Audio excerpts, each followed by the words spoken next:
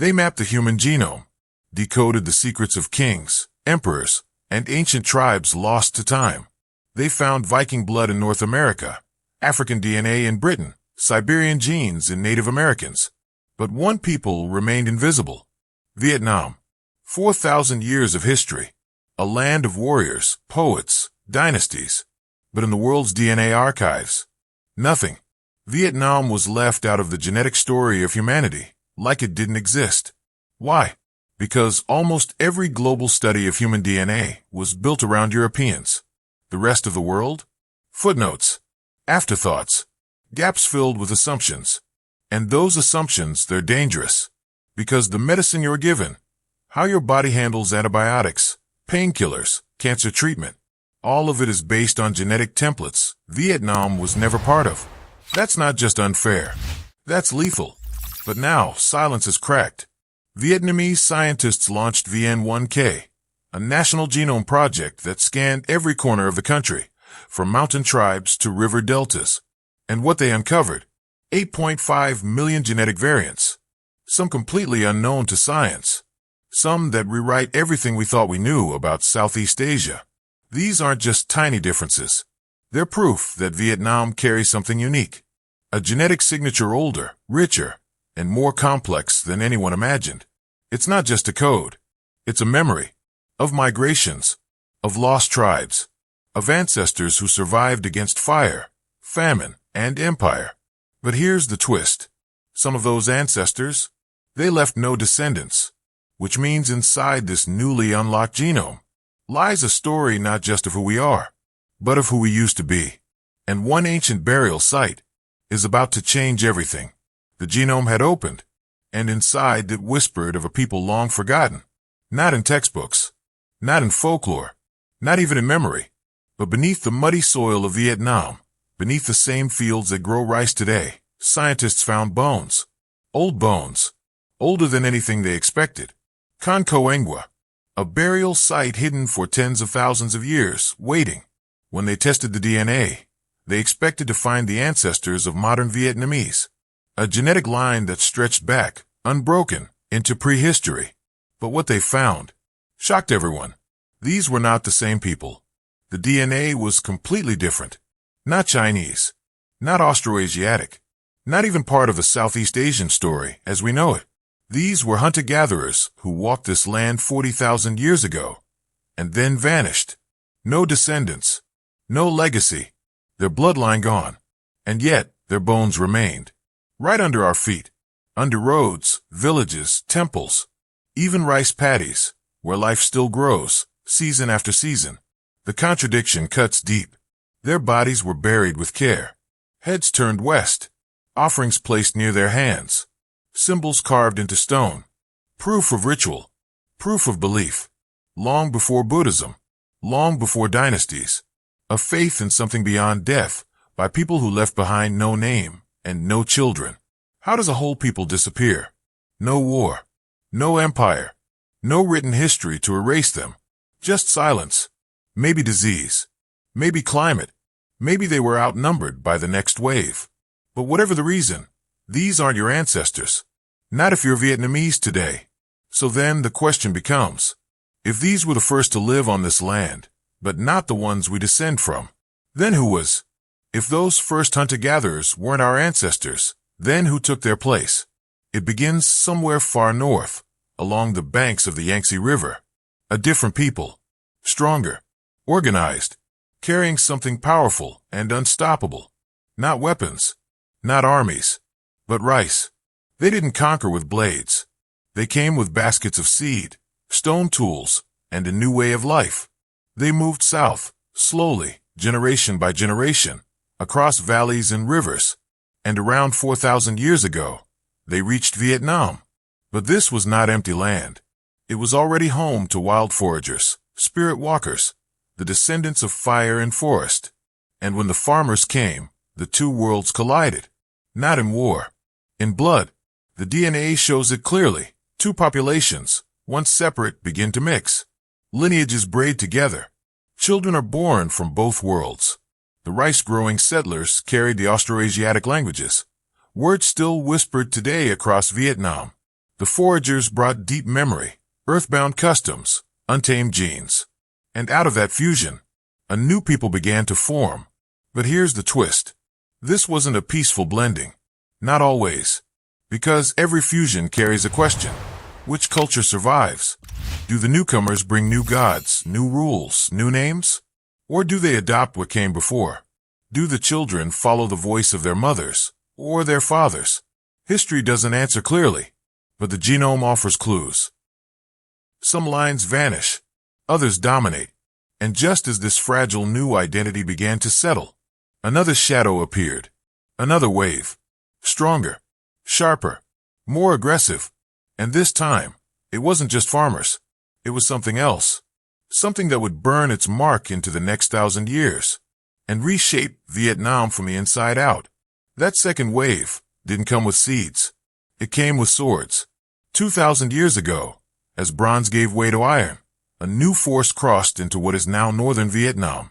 Not as farmers, not as traders, but as rulers. The Chinese Empire had begun its long shadow. For 1,000 years, it pressed down, bringing bureaucracy, Confucian law, walls, taxes, war. And yet it failed to break the soul of Vietnam. Rebellions rose. Sisters became warriors. Legends were born from fire and resistance. But the genome tells a quieter truth, a deeper contradiction, because while the Vietnamese refused to be ruled, they still absorbed the blood of their rulers. Modern Y-DNA shows a sharp rise in one genetic marker, OM117, a paternal signature, carried by Han Chinese men, which means at some point, they didn't just occupy the land. They fathered children. The same men who came to dominate also mixed with local women, with local clans, until their genes were folded into the nation they once tried to control. It's not just history written in scrolls. It's colonialism carved into chromosomes, resistance on the surface, assimilation in the blood, and it cuts deeper because the Vietnamese identity today is rooted in defiance, in survival, in standing alone.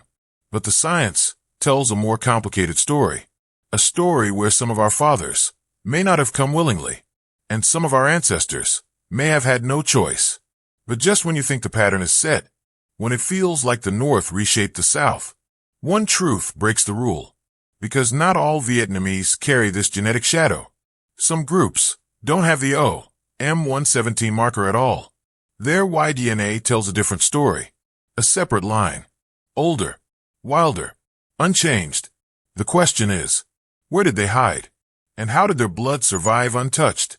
They didn't blend. They didn't bow. They didn't carry the North's signature in their veins. While the lowlands shifted under waves of conquest, migration, and empire, the mountains held their breath. High in the mist-covered ranges of northern Vietnam, the Mang and Sila people lived in silence, out of sight, out of time. And when scientists finally reached them, they found something impossible. Their DNA wasn't just different. It was ancient, older than the farmers, older than the kings, older even than the lowland Vietnamese, who now define the nation's face. Their genetic signatures showed bottlenecks, moments where their population nearly disappeared, moments that shaped them, moments that left rare haplogroups, like whispers trapped in stone. But they survived, generation after generation, in forest villages, far from the rivers and roads. They kept their rituals. They worshipped spirits of stone, wind, and fire. They passed down stories not in books, but in chants, drumbeats, and firelight. And in many of these communities, something even more unusual. Power followed the women. Inheritance came through the mother. Lines were traced not through fathers' names, but through mother's memory. In a world shaped by patriarchy, these mountain bloodlines had flipped the map. But then, another mystery cracked open. Their languages. They didn't match their DNA. The Mang and Sila speak tongues linked to distant language families. Some resemble their lowland neighbors. Others don't resemble anything nearby. It's as if their voices migrated, while their bodies stayed still. How does that happen? How can you remain genetically untouched, but culturally transformed? Unless, at some point, language traveled alone, unarmed, uninvited, and took root in places where the blood never moved. A language without a migration. an identity borrowed, but never owned. If that's true, then everything we think about how people spread might be wrong. Because if the words can travel without the people, what else can? And what if, somewhere in Vietnam, a group exists who still speaks with the wrong tongue, but carries the oldest blood of all? What if the oldest blood still speaks, but in the wrong voice? The Mang and Sila showed us that language can travel without people. But now we flip the question. What if people stayed exactly where they were, and their words changed anyway? Deep in Vietnam's central highlands, the Ed and Girai people speak Austronesian languages. Languages tied to ocean voyagers, to canoes, tides, and far-off islands. But when their DNA was tested, the ocean was nowhere to be found. No sailing genes, no island traces, no Austronesian ancestry. Their blood Austroasiatic, rooted inland, rooted old. The contradiction is stunning. It's like hearing Polynesian songs in a rainforest tribe that never saw the sea. So how does it happen? How does an entire people change their tongue without changing their blood? Was it trade, marriage, conquest, or something quieter, like survival? The genome doesn't tell us why, only that it happened. And this opens a deeper wound, because if your genes say you come from the mountains, but your voice echoes the sea, what does that make you? Which map do you follow? The one in your blood, or the one on your tongue? Science pulls in one direction. Identity pulls in another, and somewhere between them we stand, split, because history isn't clean. It's layered, messy, woven with contradiction. And yet, there's one chapter where everything aligns. One moment where genetics and culture, myth and science, blood and belief, all point to the same explosion. A signal so loud it echoes in drums, in fire, in the shape of rivers and the bones of our mothers. It didn't come from the mountains or the sea. It came from Dong's son, and it changed everything. Dong's son, a name whispered in legend, etched into metal, carved in rhythm on the surface of ancient bronze drums. But this wasn't just a culture. It was a supernova. Around 500 BCE, something burst inside Vietnam. Not from conquest, not from outside hands, but from within. Population surged. Villages turned into kingdoms. Crafts became symbols, drums, spears, boats, all rising together like a chorus. And beneath it all, the genome bloomed. Scientists saw it in the mitochondrial DNA, the maternal line. Diversity exploded. More mothers, more daughters, more variation than ever before. It wasn't war that caused this. It wasn't migration. It was a people multiplying themselves, spreading outward like a flood. Bronze drums rang across the valleys, huge, sacred instruments beaten during rain prayers, birth rituals, harvest dances, and carved into them symbols of birds, women, rivers, not kings, not empires, but matrilineal power. This wasn't just a political rise. It was cultural, emotional, biological. A civilization shaped by women, by mothers, by the rhythm of land and water. And somewhere in that moment, a myth was born, or maybe remembered. Lac Long Quan and Oko, the sea dragon and the mountain fairy. 50 children went to the coast, 50 to the highlands. A story we call legend. But what if it isn't? What if it's a map? The genetic data shows two branches forming around this exact time. Lowland and upland, river and ridge, drumbeat and forest. What if this tale, passed through breath and firelight, isn't just storytelling? What if it's memory? A code not of fantasy, but of biology. And if the myth matches the genome, then what else have we mistaken for folklore? Because somewhere in that firelit Bronze Age world, the roots of Vietnamese identity were planted. But one final question still haunts the science. Is this just a story we tell ourselves, or the genetic memory of our creation? They said it was just a story, a bedtime legend, a fairy tale too perfect to be true. A sea dragon, a mountain fairy, 100 children split in two, half to the coast, half to the highlands. A creation myth whispered by elders, printed in textbooks, carved into national pride. But what if it wasn't a myth? What if that old story is hiding inside the blood? Because when scientists cracked open the mitochondria, the mother line, they found something extraordinary. A pattern. Two branches. One rising through the rivers, lowlands, and rice fields. One climbing through the hills, forests, and fog. Each with its own ancestral signal. Distinct but connected. Like twins pulled in different directions. And both born from the same root. The same mother. The genome doesn't just echo the legend. It mirrors it. Not in metaphors. In molecules.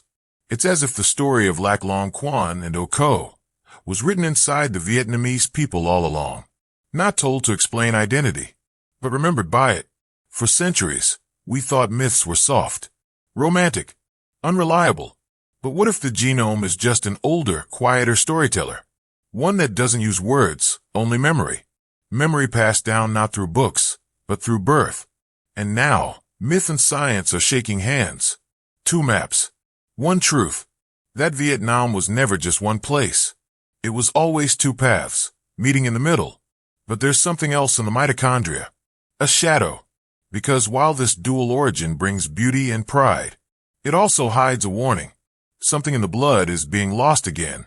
Not erased by time, but by modern science itself. Not everyone's mother line is being recorded.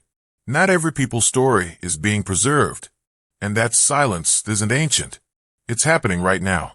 Because even in the age of genetic medicine, some voices are still being left out. And the next chapter? It won't be about who we were. It'll be about who gets to survive. Some voices are still being left out. And this time, it's not mythology that's erasing them. It's medicine. In the age of gene editing, personalized treatment, and designer cures, Vietnamese bodies are being treated like strangers. Because almost every dose, every scan, every safe limit was built on someone else's DNA. Western DNA. What works for a patient in Boston might be dangerous in Ben Din. And now we have proof. The VN1K Genome Project cracked open the data. And what they found was terrifying.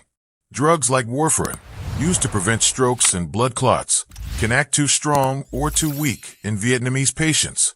Dosages designed for one genetic profile, causing bleeding in another.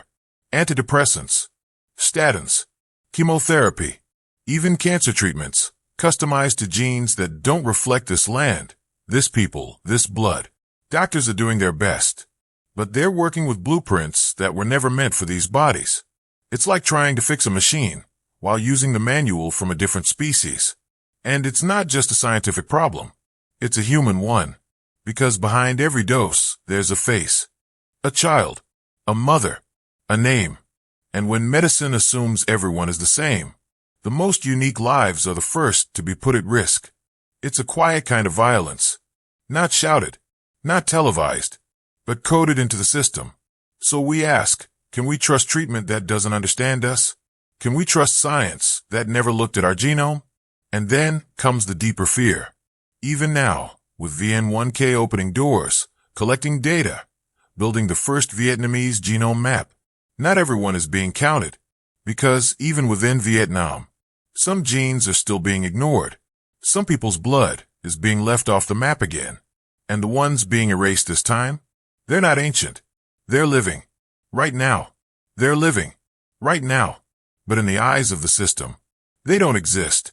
Because when Vietnam began mapping its own genome, building VN1K, shaping medicine for its people, it focused on the majority, the kin, 86% of the population, the cultural center, the political voice, the national face.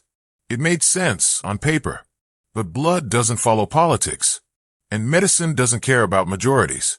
Hidden in the remaining 14%, the mountain people, the river tribes, the highland voices, are genetic variants no one else carries.